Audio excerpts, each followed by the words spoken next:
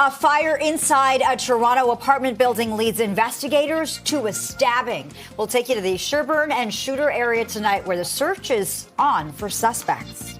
And another tow truck shooting in the city raises concerns about a possible turf war. Toronto police, they're connecting the dots after 3 incidents in 2 days. And the TTC gets the green light for its latest operating budget. We'll tell you why the transit agency says it needs more money and where those funds could be going. This is Live at 5.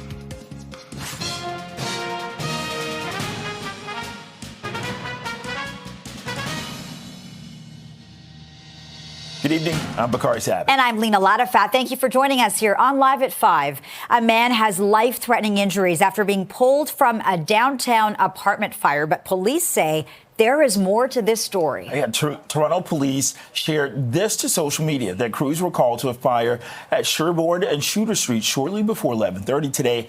The fire was put out. A man was taken to hospital with critical injuries. A short time later, police shared this update to social media, saying that the injured man was suffering from stab wounds, but there's no report so far on any suspects.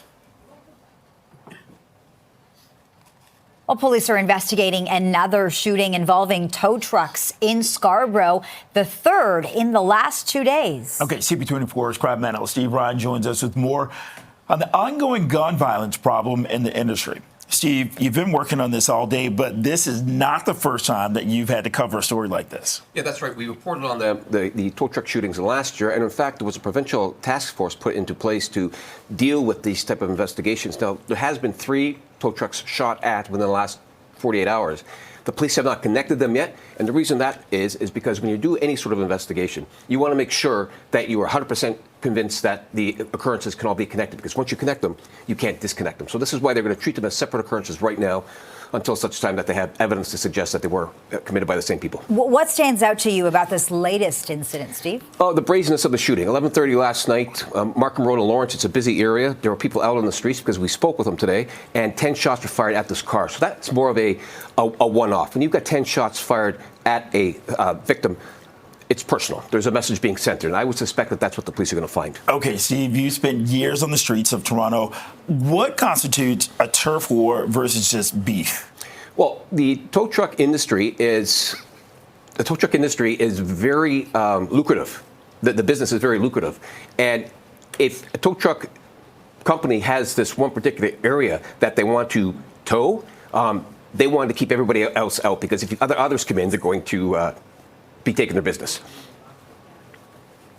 And you were also able to speak to a relative of one of the victims. Yeah, that's right. We spoke with the brother of the guy that was shot last night. Here's what he told us. To my brother, I don't see why anybody would want to hurt him. He's mid-20s. He's got kids. He's just trying to provide for his family along with everybody else. So I just wish something would come to a stop, because innocent people are getting hurt.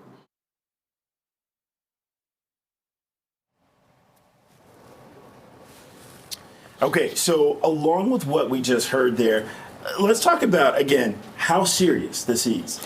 Well, it's serious because the tow truck drivers are being shot at by some people. So this is real life business when it comes to protecting your territory if you're a tow truck company. And this is why, and again, the police have not said this, but organized crime is often involved in the towing business because it is very lucrative.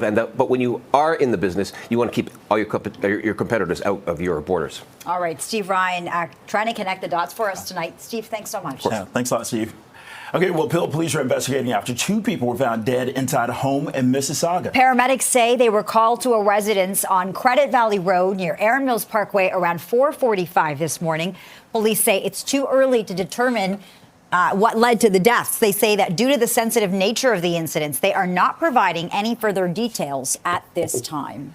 And a man's dead after falling through the ice of Lake Ontario at the Toronto Islands. Police say that they were called to the area of Lagoon Road and Center Island Parkway around 9 o'clock this morning.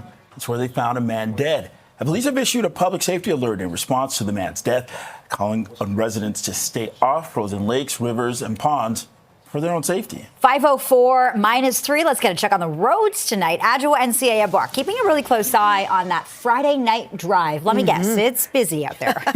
Oh, you guessed it. You're psychic again, Lena.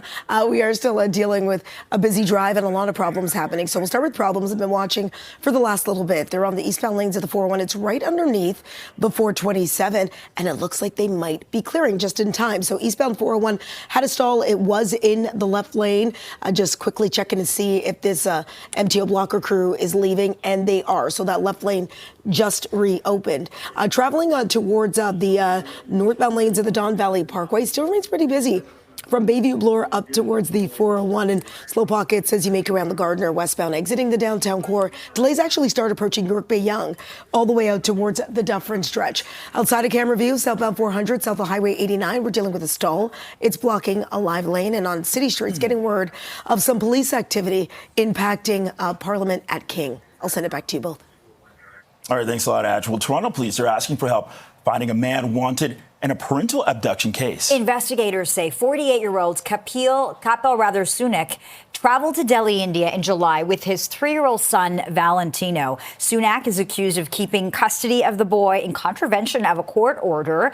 Toronto police say they're working with Interpol and the RCMP to help locate the child, and they have issued an outstanding warrant for the father. CP24 spoke with the boy's mother, and she has this message for her son's father. Well, Kapil, you don't need to do this. I know you have this mindset that nobody can win you, that you're always going to make it. And trust me, this is not about you. This is not about me. This is only about him. Only about him. We are adults. We can deal with our problems, but he's just growing up. He's just a baby. And all he needs is be protected. And that's our job, to protect him, not hurting him.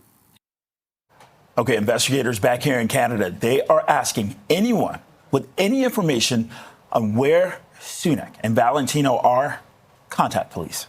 Well, the TTC's board has approved the transit agency's operating budget for 2025, and the new plan outlines a fare freeze for the second year in a row. All right, CP24's Beatrice Baseman is live at City Hall and has the details with us, or for us now. We're talking about billions of dollars, and at least one city councilor is pretty unhappy about all of this. Well, he's happy with the budget that's been put forward by the TTC committee and the board. He's not happy, though, and he's upset with the lack of subsidies or increased subsidies by the provincial and federal governments to help pay for the TTC. Let's be frank, running the Red Rocket and the service citywide is really expensive. And so in total, this is a proposed $2.82 billion budget. And in fact, TTC asking the city for an extra $85 million in subsidies, more than last year. This is a raise of 6.5% increase that they're asking for. You mentioned fares. Well, the committee today, the board voted, in fact, to freeze fares for a second year in a row. That's really the only thing that's directly in control of the board. The rest of the TTC proposed budget will go to City Council to consider. In the meantime, though, what is the city proposing as part of this budget? It wants to improve TTC services. The chair, Jamal Meyer, is saying this is the year the Red Rocket gets its groove back. And so amongst some of the items and improvements that have been included in this budget, it's a pilot program fixing bus gapping and bunching on 10 different routes. Also looking for 6-minute or better service frequency for streetcars on Dundas, St. Clair, and Bathurst. Subway service on lines 1 and 2, no more than 5 minutes. And on line 4, no more than 6 minutes. Also, they're looking for this pilot program station manager position for a handful of really busy stations to help improve service specifically there as well. These are Scarborough Town Centre, Kennedy, Dundas, Finch, Spadina, and Lansdowne. And so here's a bit of what we heard from two board members. First, Councillor Josh Matlow, and you'll hear he refers to Doug Ford and his kind of posturing on U.S. networks, saying that he's looking for a job as Canada's governor. And then you'll hear from Councillor Alejandra Bravo, who was asked if she's concerned about the change in leadership in Ottawa and how that'll impact TTC and city funding. This province doesn't fund transit adequately. This province does not, like it used to many years ago, provide a sustainable, predictable, and reliable amount of money for operating transit in Ontario's capital city that not only serves Torontonians, but people from throughout the GTHA. So that's something that we need to make very clear to Premier Ford, who seems a lot busier running for Governor of Canada right now than actually focusing on the priorities of this province. If you look at the TTC as such an important economic driver, then I think that anybody that is looking at the well-being of the economy across the political spectrum is going to value this. It's a household economy question. It's how to deal with congestion, which is a really important, I think, a shared value, and it's a crucial way to meet our climate goals. So it's smart politics and it's smart policy to support the TTC.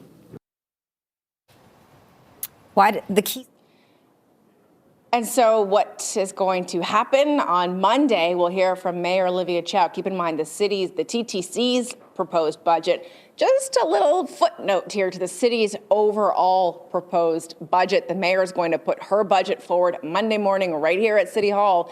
And in that budget, we'll also find out a key number. A lot of homeowners waiting for this. How much will property tax be going up in the city of Toronto for 2025? That answer again, Monday morning. Yeah, will it be 8%? Will it be more? Lots of people asking those questions. We'll find out, I guess. Thanks, Beatrice. 511-3, you're watching Live at 5. Well, Doug Ford is no stranger to the U.S. air raids, but now he's preparing for a trip to Washington with his fellow premiers. That story is next.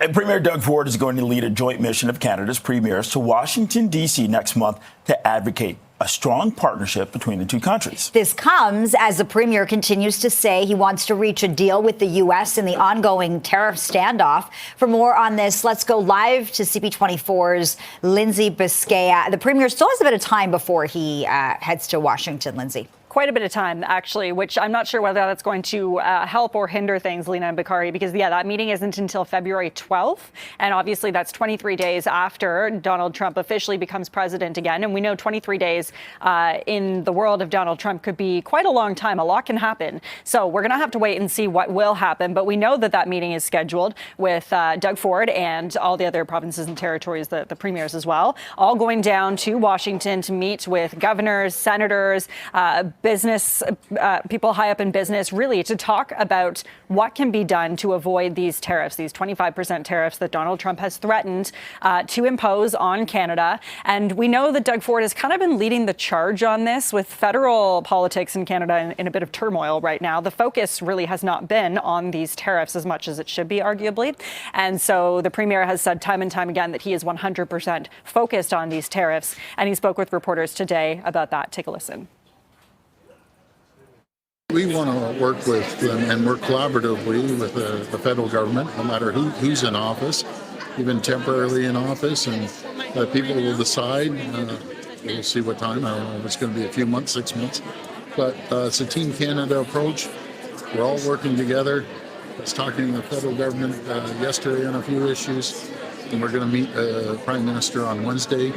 So we're just going to keep taking that Team Canada approach, and I want to thank all my premiers.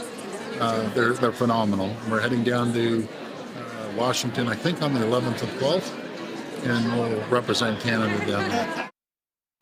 So we'll have to wait and see what happens. Again, that's about a month away, if not more than a month away, Lena and Bakari, before that meeting happens. A lot can change between now and then. This also comes at a time when there are rumors flying at Queen's Park about Doug Ford calling a snap election, possibly as early as next week. Some analysts say that they're hearing that. Others say that there's no way that Doug Ford would do that at a time when things are in turmoil federally, politically in Canada right now. Doug Ford did have a chance to put that to rest today, though, when reporters were asking him about a snap election. He did not deny it. All he said right now is that he is 100% focused on fighting that tariff threat. Back to you. Okay, so the world of politics just got crazier. Lindsay Biscaya reporting live. Of course, we'll have to see what happens. We'll find out soon enough. And speaking of political turmoil in Ottawa, CTV News has confirmed Mélanie Joly will not be taking up the race to lead the party into the next election. Yeah, she's been Foreign Affairs Minister since the fall of 2021. I think the leadership rules are good. Actually, that's why it was such a difficult choice. And that's why you hear that I still have a bit of a cold, because I was really torn about this decision. Because to be frank, I think that our chances were really, really high. But the reality is I'm foreign minister at a time that is crucial in our history, and Canadians are anxious when they hear President-elect Trump saying and restating again his threats and his also entire rhetoric regarding the 51st state. So I decided to put my country first, and I decided to do my job. All right, so Mélanie Joly is out, Dominic LeBlanc is out, and former New Brunswick Premier Brian Gallant is also out. He's confirming to CTV News that he will not be running in the Liberal leadership race. He issued this statement to our network. It says, in part, it's been flattering to have people ask me. I'm surprised at the outreach, frankly, but I have to say no. Although I thank those who reached out for their encouragement, my focus is on my young family. And the Liberal Party says that a new leader will be chosen March 9th after a nationwide race. The entrance fee for candidates is going to be $350,000. The deadline is January 23rd. Well, starting in 2026, provincial and territorial health plans will cover primary care provided by nurse practitioners, pharmacists, and midwives. Federal Health Minister Mark Holland says regulated healthcare professionals who are not doctors will be able to bill the government for medically necessary services. He says that the move's needed because some patients are paying out of pocket for medically necessary care, including at some private nurse practitioner clinics. There's going to be a policy called the Canada Health Act Services Policy, and the policy is going to confirm that if a service is considered medically necessary, it has to be covered by the province or the territory, whether it's provided by a physician or a physician equivalent. So if right now you're going to see a nurse practitioner for a service that you're being charged by the nurse practitioner for, that if you went to see a physician for the same service and you wouldn't be charged for, that nurse practitioner can no longer charge you for that service. Now, the changes take effect in April of next year, so the provinces and territories have enough time to adjust their health insurance plans. Right now it's 5:18, holding at 3 below zero. This is Live at 5. Coming up, we bring you the very latest on the wildfires in LA and how Canada is sending help. Plus, Mayor Chow now sends her support. We'll tell you more about that. We're getting a better sense of the devastation across the Los Angeles area tonight. This as crews work to contain the deadly wildfires throughout the region. Yeah, and we are also learning more about what Canadians are doing to help. CP24's Melissa Duggan joins us live with the latest. Everybody's trying to do their part, Melissa. Yeah, definitely. One of the latest updates, by the way, that we are getting from fire officials in LA County, is surrounding the Eaton fire specifically. It's now considered to be likely the fourth most destructive fire in state history. What we're hearing now is that progress is being made with that fire specifically, and that's expected to continue throughout the evening as well. So some good news there, but still a lot of work ahead. Here we've got a live look at that smoke. Underneath there is the fire, and it is still spreading at this time. Another thing we are hearing, though, from fire officials is that the current red flag warning that is in effect is expected to be dropped tonight. And that's because we've seen some favorable weather conditions. However, it is expected to be back in place by Monday. And that's because those conditions that we've been seeing leading up to this disaster, they're going to pick up again. Those red flag warnings, they're called when you've got the warm temperatures, the low humidity, the stronger wind conditions, all of that combining to really raise the risk of this fire danger. We're also getting an update on some numbers. More than 100,000 people still under evacuation orders across Los Angeles County. And another interesting number, 166,000 plus, they're under evacuation warnings at this time. So it gives you an idea of that lingering threat that we still see there. As for the help that's coming from Canada, there are commitments from the federal government, from provincial governments as well, including at least 165 firefighters here from Ontario. And we are expecting perhaps those numbers to bump up if the need is there. We also heard from Mayor Olivia Chow today about how our kind of local community could help in California. Have a listen. What is happening in California is devastating. So I've asked our fire chief, and he said, yes, we have 100 firefighters on standby, ready to go. Would not impact on the service in Toronto, as when the governor of California say yes, that they want it, they need it. We are ready to send people, our firefighters, our excellent Toronto firefighters to California to support them. Here's what's being committed by Ontario right now. The Ministry of Natural Resources sharing this, that 2 water bombers and pilots, they can be provided by Ontario. And as I mentioned, that 165 urban firefighters with equipment as well. Hoses, pumps, chainsaws, axes, other equipment, and also incident management teams. Up to 20 additional staff could be going.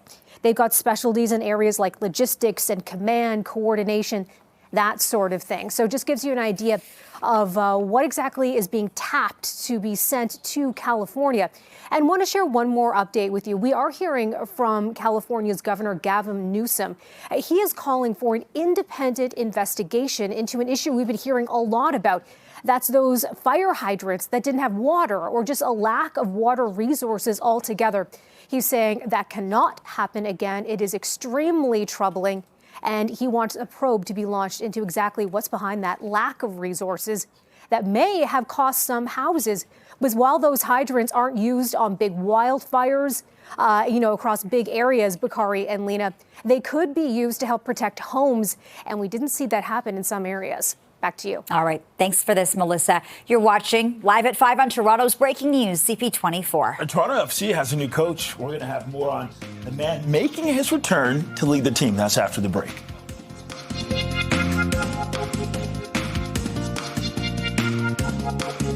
Well, Toronto FC has named Robin Fraser the team's new head coach. Fraser was an assistant in Toronto from 2015 to 2019 and was part of TFC's glory days, including the club's 2017 season. That's when they won the MLS Cup.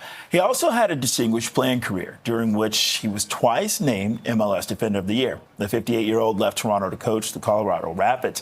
And after initial success there, he was fired in 2023 when the injured play club was in last place in the league. Well, Toronto has been without a coach since John Herdman stepped down in November. 5:27 minus 3. You're watching Live at 5. Premier Doug Ford will be leading a trip to Washington. The ongoing efforts to avoid potentially painful tariffs from the incoming Trump administration. More on that story coming up.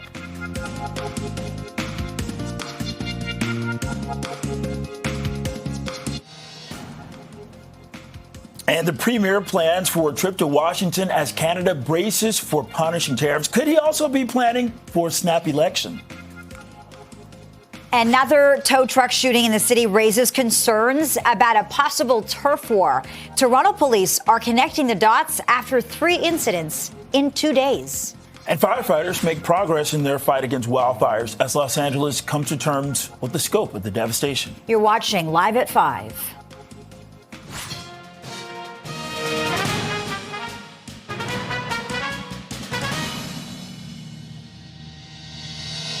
Good evening, and thank you for joining us. I'm Lena Latifa. And I'm Bakari Savage. Premier Doug Ford is going to lead a joint mission of Canada's premiers to Washington, D.C. next month to advocate a strong partnership between the two countries.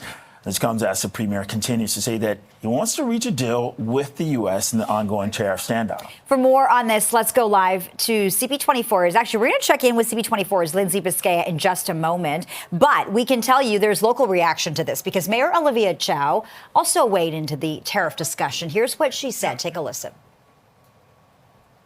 The tariff will really hurt our economy. It will cost jobs. It would impact on our auto sector, and there are manufacturing of auto parts in the city of Toronto, especially in Scarborough.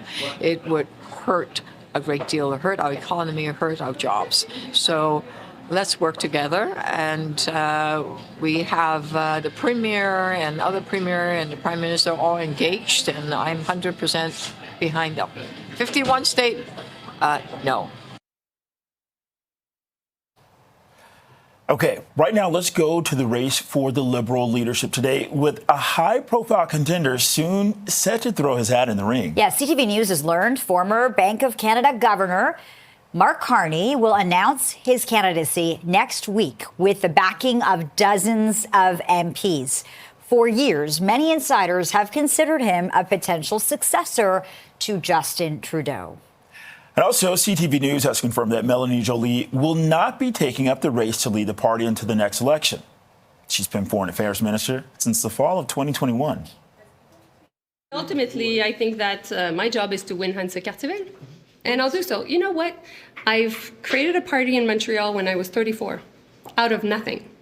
And afterwards, what happened is I led the national campaign, and the Liberals won in the last election. I love organizing, folks. I'm fundamentally an entrepreneur and organizer. Maybe that's something that you don't know about me, but this is something you should remind yourselves about. And at the same time, I have a deep sense of duty towards my country. And that's why, ultimately, I'm making sure to take this difficult decision. Okay, and really important to note that we still haven't heard from former Finance Minister and Deputy Prime Minister Chrystia Freeland. She hasn't said whether or not she's in, so we're watching for that really closely. Lots more to come on that. In the meantime, we can tell you the Liberal Party says a new leader will be chosen on March 9th after a nationwide race. We're learning a little bit more about the process as well. The entrance fee for candidates will be $350,000, pretty steep, and the deadline to enter is January 23rd. Okay, so let's go back to a story that we talked about just a few moments ago. Premier Doug Ford is going to lead a joint mission of Canada's premiers to Washington, D.C. next month to advocate a strong partnership between the two countries. This comes as the premier continues to say he wants to reach a deal with the U.S. in the ongoing tariff standoff. Our Lindsay Biscaya is standing by with those details this evening. Lindsay.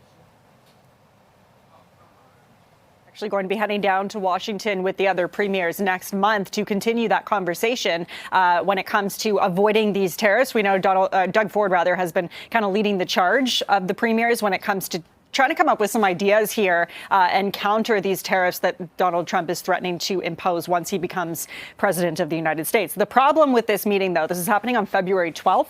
We know the inauguration, of course, is January 20th. So that's 23 days after Donald Trump becomes president. There is a good chance that things will change substantially in those 23 days. Just Donald Trump being Donald Trump. So we'll have to see what happens, whether those tariffs are maybe imposed before that meeting or whether there's still a chance to kind of curb them and come up with some kind of deal. Doug Ford has pitched a lot of ambitious energy plans to try and counter these tariffs with a more integrated electrical grid between Ontario and the U.S. But that would, of course, include a new nuclear plant as well as more reactors and pipelines crossing the border. So that's pretty ambitious at this point. We know Doug Ford has also threatened to just completely cut off energy supply to the U.S. if these tariffs go into place. So some pretty strong words coming from the premier. And he spoke with reporters today about this meeting happening on February 12th. Have a listen. I have yet to meet anyone, even a citizen or a congressperson, senator or governor, that agrees with what President Trump's saying.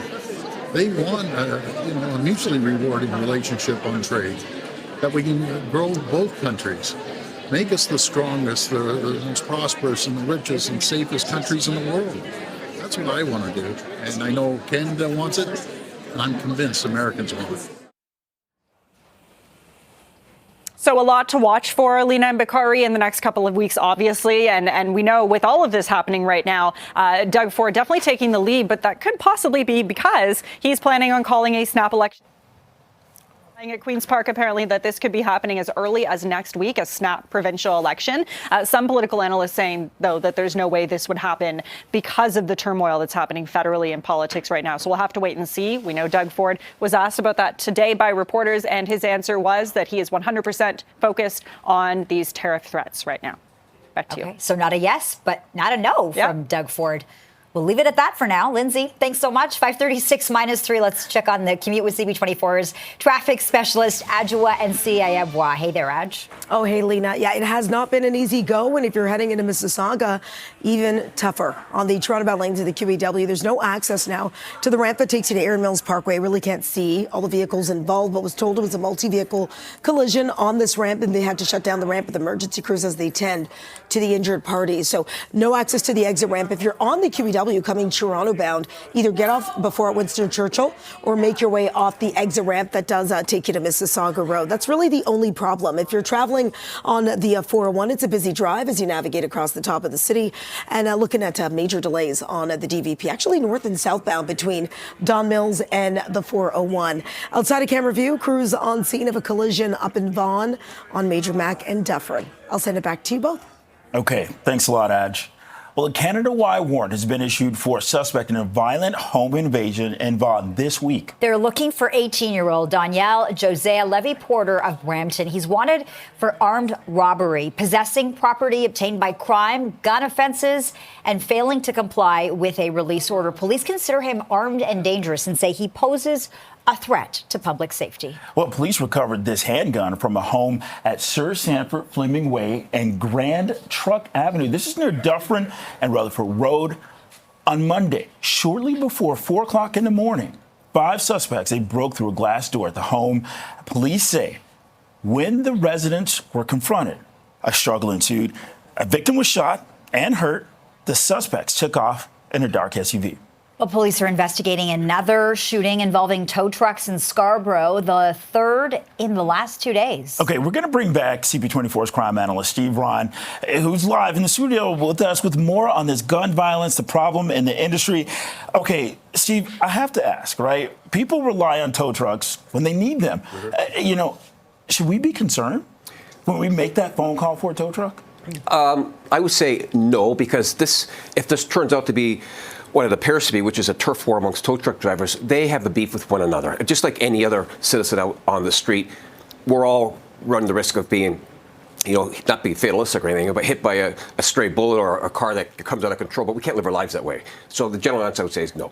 We should be concerned as potential customers for these tow truck drivers. Okay, so we know that police forces have raised concerns about turf wars in the past. We've seen a number of incidents linked. We don't know if that's the case here, Steve. Right. What would that process look like to determine whether or not this is in relation to a turf war?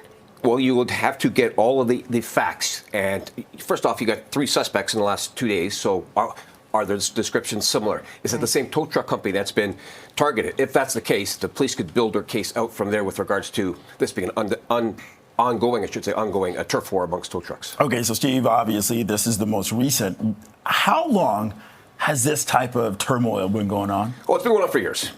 And we've covered this story for the last couple of years with tow truck turf wars. The OPP, the Toronto Police, they were all involved in these joint forces projects. To me, this appears like another joint forces task force that's going to step up, because I think these are all connected. The 3 of these. You can't discount the fact that they're all in and around Markham Road and Lawrence. 3 tow trucks, 10 shots at the last victim, which certainly suggests that this is a personal attack. There's a beef as opposed to just a one-off. In fact, we did speak with the brother of one of the victims from last night. And here's what the brother told our colleague Mike Walker from CTV. Let's listen. Okay, let's listen. This is like the 3rd one in this area. So I don't know what the tow trucks are all fighting for. Right? Yeah.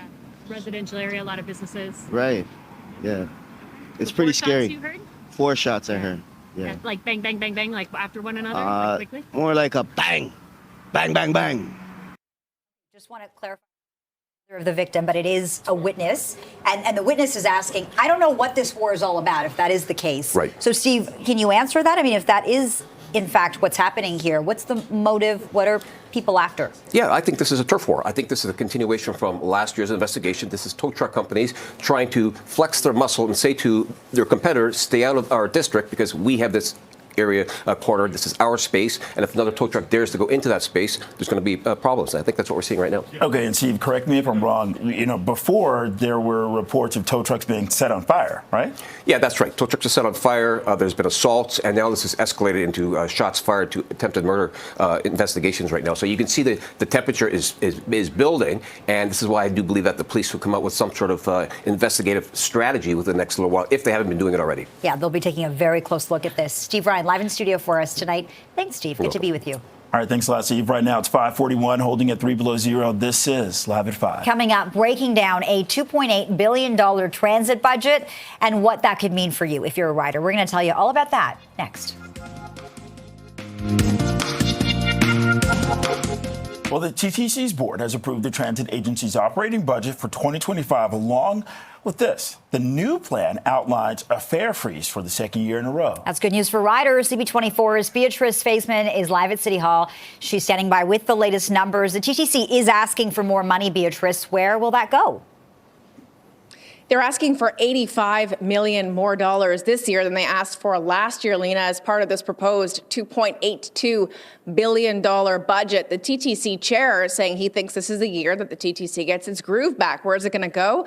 He says it's going to improve services right across the system. So, for example, the TTC is launching this pilot program when it comes to station managers at some of the busiest subway stations in the entire system. That includes Scarborough Town Centre, Kennedy, Dundas, Finch, Spadina, Lansdowne. But really key here is for riders, Lena, is reliability of service. I mean, we all like to gripe about the TTC. You hear from people who rely on it every day that if you're taking the TTC, you're probably going to be late.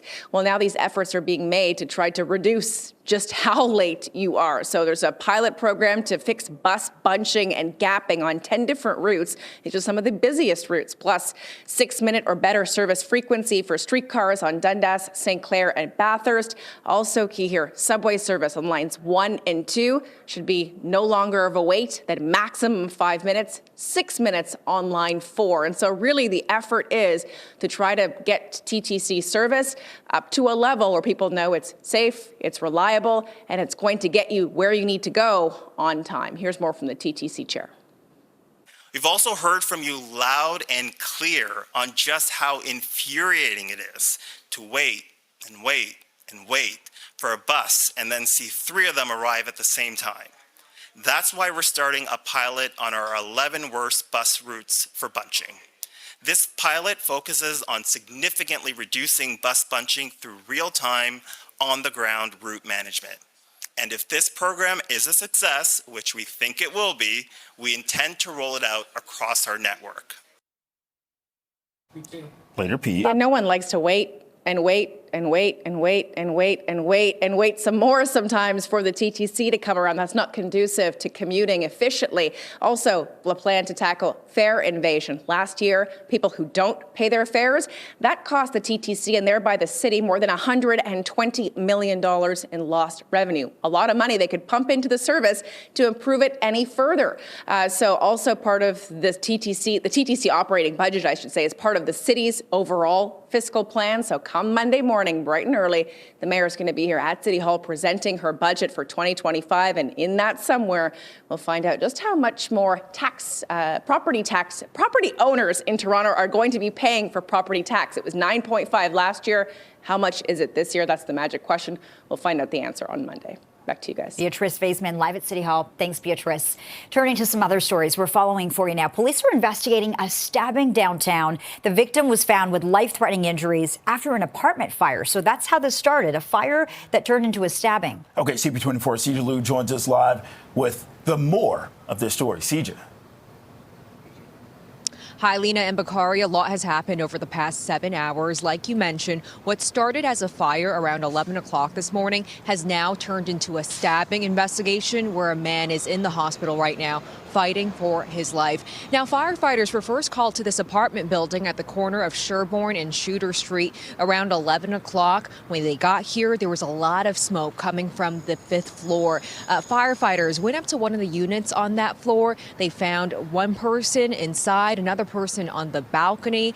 They rescued those people from the building, and paramedics say they sent one person to the hospital with critical injuries, and police say the person that was sent to the hospital was found with stab wounds. So this isn't smoke inhalation we're talking about, but instead stab wounds where he is in life-threatening condition. But police right now aren't saying much about the stabbing. It's unclear how this happened. They also don't have a description of the suspect. As for the fire, it was quickly put out. People are going in and out of the building right now. From the outside, it doesn't look like there is much damage. Most of the fire trucks and police have cleared from the scene. Only one remain here, and they got here just a short time ago. The cause of the fire is also unknown right now, but Lena and Bakari, police do have their hands full right now with this now stabbing investigation where they're still trying to get some details on that suspect. Back to you. All right, CJ Liu reporting live. Thank you for this, CJ. You're watching Live at 5 on Toronto's Breaking News, CP24. Well, coming up, Canadians sending help to the LA area wildfires. Plus, an update on how the situation in Southern California is looking tonight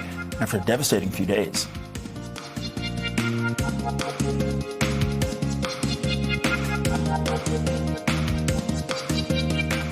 And we're getting a better sense of the devastation across the LA area tonight. This has crews work to contain the deadly wildfires throughout the region. We are also learning more about what Canada is doing to help. CP24's Melissa Duggan joins us with more on this evening. And Melissa, you have an update on the Eaton fire. What can you tell us? Yeah, so what we've been hearing about the Eaton fire is that officials expect to get the upper hand on it, or at least try to get a better handle on that situation throughout this evening, because they are seeing weather conditions improve specifically for that area. They are expecting some red flag warnings to be taken out over the next little bit. That's because we're seeing those winds die down.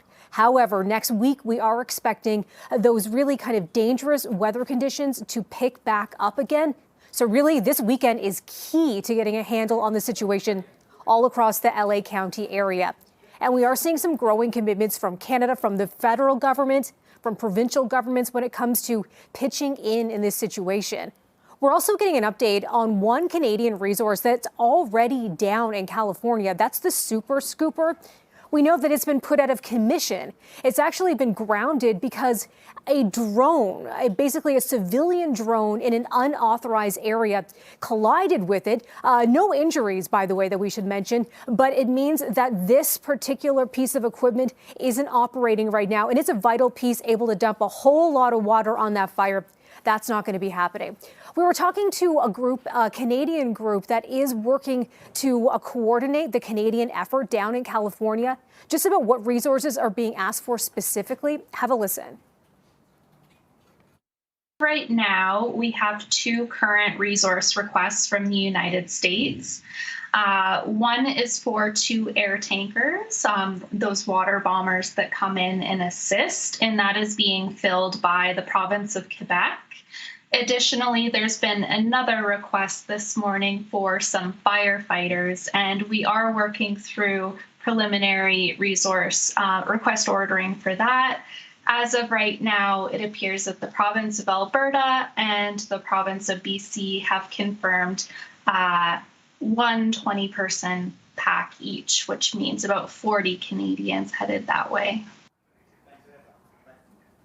And this message coming from Canada's Defence Minister today, Bill Blair, saying, I have approved a request to deploy Royal Canadian Air Force assets to transport firefighters, equipment, and other resources to California to assist in fighting the devastating wildfires.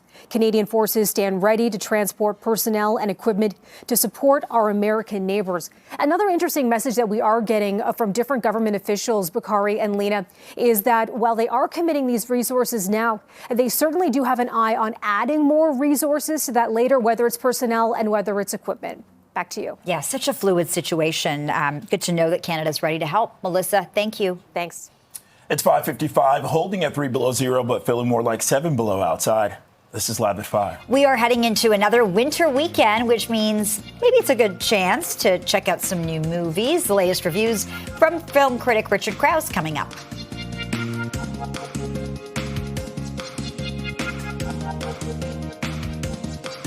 Well, happy Friday, everybody. The weekend is here, and that means new movies are hitting theaters, including Den of Thieves 2, Pantera. Yeah, it's a new action movie starring Gerard Butler and O'Shea Jackson Jr. It's now playing in theaters. It follows L.A. detective Big Nick O'Brien's search for bartender-turned-criminal Donnie Wilson that leads him to the dangerous world of diamond thieves and the infamous Panther Mafia.